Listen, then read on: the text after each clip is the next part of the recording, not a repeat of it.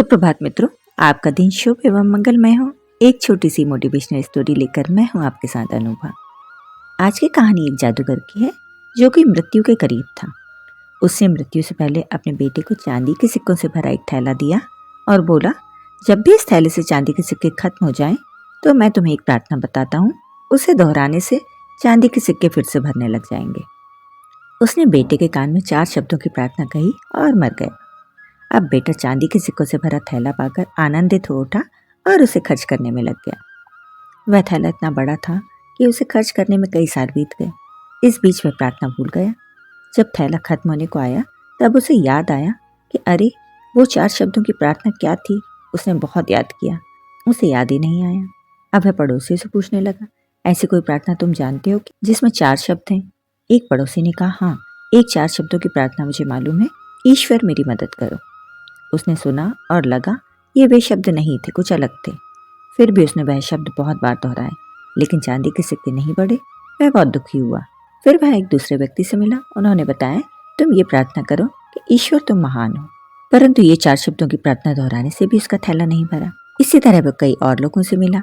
सभी ने अपने अपने तरीके से उसे प्रार्थना करना बताया, मगर उसे वह प्रार्थना नहीं मिली जो कि उसके पिताजी ने बताई थी। वह उदास होकर घर में बैठा हुआ था। तभी एक भिखारी उसके दरवाजे पर आया और बोला, सुबह से कुछ नहीं खाया है, खाने के लिए कुछ हो तो दे दीजिए।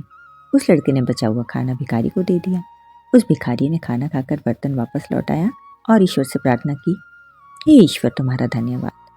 अचानक वह चौंक पड़ा और चिल्लाया, अरे यही तो वह 4 शब्द थे। उसने वे शब्द दोहराने शुरू किए, हे ईश्वर तुम्हारा धन्यवाद, और उसके सिक्के बढ़ते गए।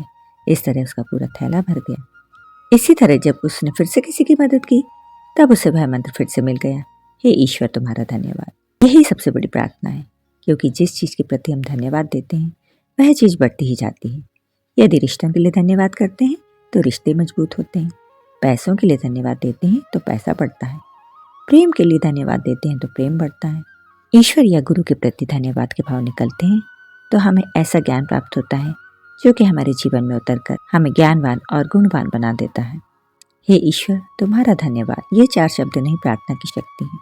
यदि यह 4 शब्द दोहराना किसी के लिए कठिन है तो इसे 3 शब्दों में कह सकते हैं, ईश्वर तुम्हारा धन्यवाद। ये 3 शब्द भी ज़्यादा कठिन लग रहे हो तो 2 शब्द कहें, ईश्वर धन्यवाद, और 2 शब्द भी कठिन लग रहे हो तो सिर्फ एक ही शब्द कह सकते हैं, धन्यवाद। अपना अमूल्य समय देने के लिए आप सभी का हार्दिक धन्यवाद मित्रों।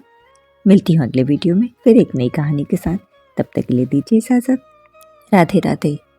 और अगर अभी तक आपने चैनल को सब्सक्राइब नहीं किया तो कृपया कर लें, ताकि आगे आने वाली वीडियो की नोटिफिकेशन आपको जल्द से जल्द मिल सके।